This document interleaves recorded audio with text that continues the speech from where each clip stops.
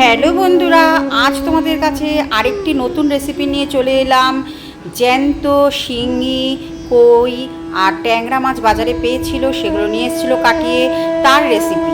আমি কি করে জ্যান্ত মাছের ঝোল করি সেটা তোমাদের কাছে নিয়ে আসলাম। প্রথমে মাছগুলো ভালো করে ধুয়ে তাতে নুন হলুদ মাখিয়ে রেখে দিয়েছিলাম।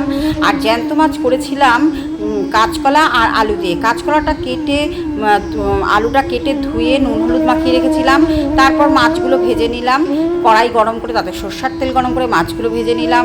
তারপর ওই মাছ ভাজার তেলে জিরে ফোড়ন দিয়ে তারপর টমেটো কুচি কুচি করে কেটে ওই টমেটোটা যখন মজে আসলো নুন দেওয়ার পরে, তখন ওই কেটে রাখা আলু কাঁচকলাগুলো দিয়ে দিলাম। তারপর ভালো করে ওগুলো যখন ভাজা হয়ে গেল, সাতলানো হয়ে গেল, তখন দিয়ে দিলাম একটু আদা বাটা। আদা বাটাটা দিয়ে একটুখানি জল দিয়ে ভালো করে কষিয়ে নিলাম। তারপর এক এক করে গুঁড়ো মশলা দিলাম, জিরের গুঁড়ো, ধনের গুঁড়ো, শুকনো লঙ্কার গুঁড়ো আর হলুদ গুঁড়ো দিয়ে ভালো করে কষালাম। কষিয়ে যখন একদম তেল ছেড়ে আসলো, তখন দিয়ে দিলাম পরিমাণ মতো জল। আর কষানোর সময় একটু জল দিয়ে দিয়ে কষিয়েছি, যাতে তলে বা পুড়ে না যায়, তার জন্য অল্প অল্প করে জল দিয়ে দিয়ে কষিয়েছিলাম। তারপরে পরিমাণ মতো পর্যাপ্ত জল দিলাম, জল দিয়ে নুনটাও দেখে নিলাম, নুনটা পরিমাণ মতো দিলাম।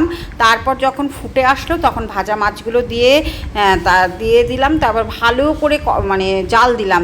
যত রান্না জাল হবে তত টেস্ট হবে।